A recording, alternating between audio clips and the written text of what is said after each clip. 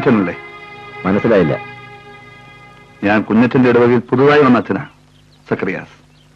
കുഞ്ഞച്ചനെ കൂട്ടിക്കൊണ്ടുപോകാൻ വന്നതാ. ആര് പറഞ്ഞിട്ടാ അച്ഛൻ വന്നത്? ആരും പറഞ്ഞിട്ടല്ല. 2 മാസമേ ആയുള്ളൂ ഞാൻ നമ്മുടെ ഇടവകയുടെ വികാരിയായിട്ട്. ഇടവകയിലെ ഓരോ കുടുംബങ്ങളെയും കുറിച്ച് മനസ്സിലാക്കുന്നതിനിടയിൽ 2 ദിവസം മുൻപാണ് മത്തായിച്ചന്റെ കുടുംബത്തെക്കുറിച്ച് ഞാൻ അറിഞ്ഞത്. അതെന്ത് പറ്റി? ഇടവകയിൽ ഒരു അച്ഛൻ വന്നാൽ ആദ്യം എത്തുന്നത് മത്തായിച്ചന്റെ ബംഗ്ലാവിലേക്കാണല്ലോ. അതെനിക്കറിയില്ല, ഞാൻ അന്വേഷിച്ചില്ല.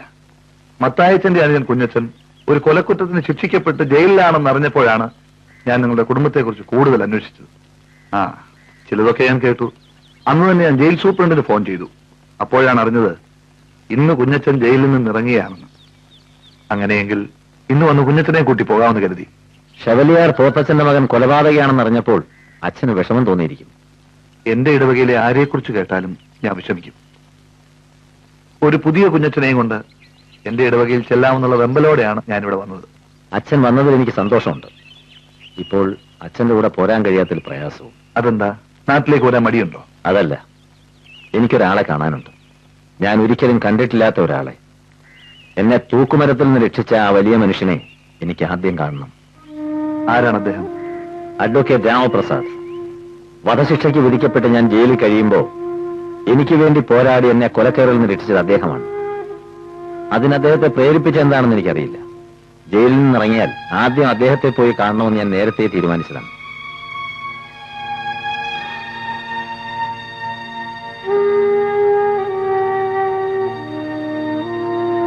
ശരി, പോയിട്ട് വരൂ. വന്നാലുടൻ പള്ളിയിലേക്ക് വരണം. ശരി.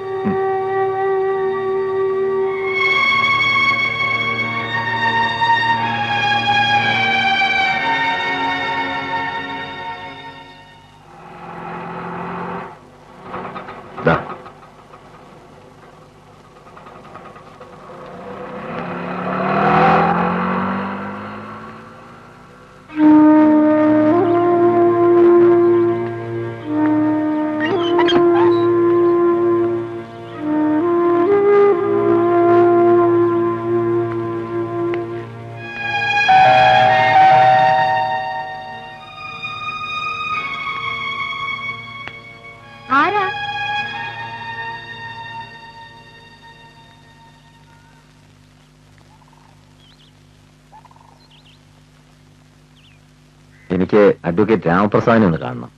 എവിടുന്നാ വരുന്നത്? സെൻട്രൽ ജയിലിനാ. എന്നെ വധശിക്ഷയിൽ നിന്ന് രക്ഷിച്ചത് അദ്ദേഹമാണ്. കുഞ്ഞച്ചനെന്ന് പറഞ്ഞാൽ മതി.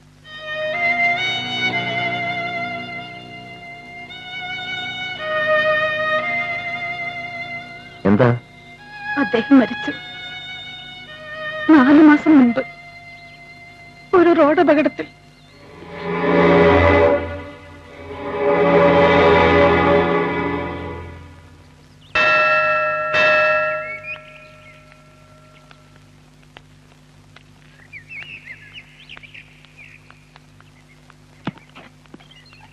എന്ത് വേണം? എന്റെ പെങ്ങളിവിടെയുണ്ട്, അച്ചാമ്മ. ഒന്ന് കാണണം. നിങ്ങളാരാ?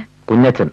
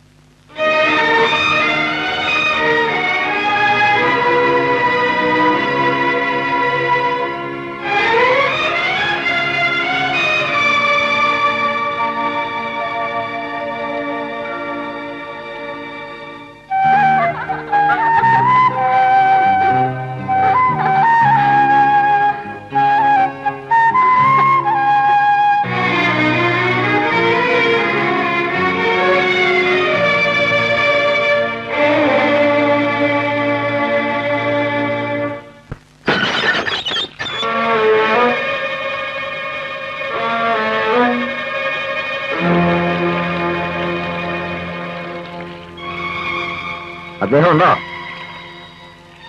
നിങ്ങളാരാ? നിങ്ങളാരാ? ചോദിച്ചത് കേട്ടില്ലേ? നിങ്ങളാരാന്ന്? ഞാൻ അദ്ദേഹത്തിന്റെ ഭാര്യയാണ്. എത്രാമത്തെയാ?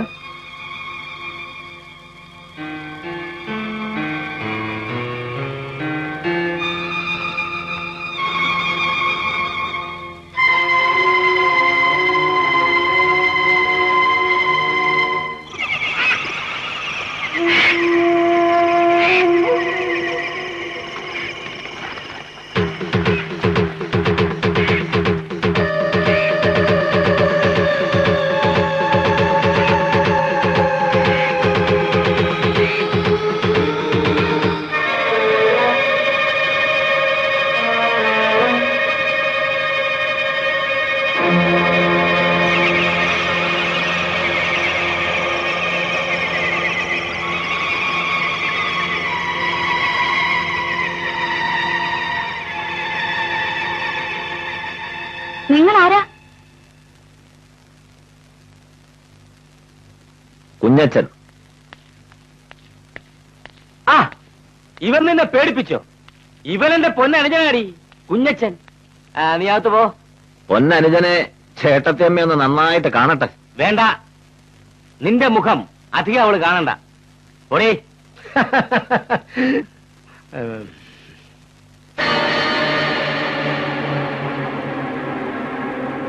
ഒരു മോനെ പോലെ അവൾ നിന്നെ സ്നേഹിച്ചതാ. അവളെ നീ ഒന്നു. അതിന് സ്വന്തം അനുജനെ കൊലമരത്തിലേറ്റാൻ ചേട്ടൻ ഒരുപാട് ശ്രമിച്ചില്ലേ? വിധി എന്നെ രക്ഷിച്ചു. പക്ഷേ പാവം എന്റെ അനിയത്തി, അവളെ താൻ ജീവപര്യന്തം തടവിലാക്കി കന്യാസ്ത്രീ മഠത്തിൽ. അവളെങ്കിലും നല്ല വഴിക്കാകട്ടെ എന്ന് ഞാൻ വിചാരിച്ചു. അതും ഇപ്പൊ തെറ്റായോ? നല്ല വഴി. അച്ചാമ്മ എന്റെ പെങ്ങളാ. നമ്മൾ 3 പേരും ശബരിയാർ പോത്തച്ഛന്റെ മക്കളാണെങ്കിലും താൻ ആദ്യ ഭാര്യയിലെ മോനാ. ഞാനും അച്ചാമ്മയും ഒരമ്മയിൽ ജനിച്ചതാ. എന്റെ പെങ്ങളെ മഠത്തിലേക്ക് അയക്കുമ്പോ എന്നോടും കൂടി ചോദിക്കണമായിരുന്നു. ചോദിച്ച് അനുവാദം മേടിക്കാത്തതിൽ അങ്ങ് ക്ഷമിക്കണം. അതിനിപ്പോ വല്ല പ്രാച്ചിത്വം ചെയ്യണോ? ആരോട് ചോദിച്ചിട്ടാ നീ വീട്ടിൽ കയറി വന്നേ? എന്റെ വീട്ടിലേക്ക് കയറി വരാൻ ആരുടെയെങ്കിലും അനുവാദം വാങ്ങണമെന്ന് എനിക്ക് തോന്നിയില്ല. നിന്റെ വീടോ? ഇതിപ്പോ എന്റെ വീടാ. നിന്റെയൊക്കെ അവകാശങ്ങൾ തീരുമാനിക്കാൻ ഞാൻ വക്കീലെ ഏൽപ്പിച്ചിട്ടുണ്ട്. ഭാഗാധാരം എപ്പോ വേണമെങ്കിലും ഒപ്പിട്ട് തരാം. ഇനി നമ്മൾ തമ്മിൽ യാതൊരു ബന്ധവുമില്ല. ബന്ധം?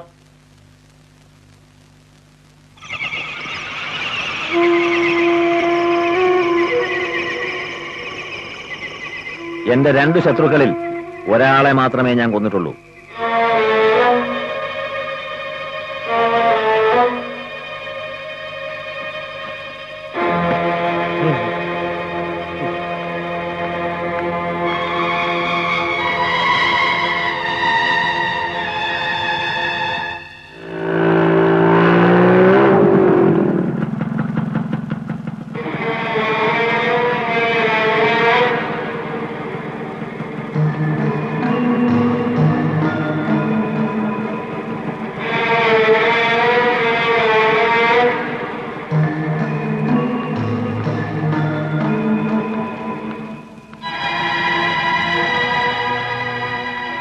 നിന്റെ കീയോട്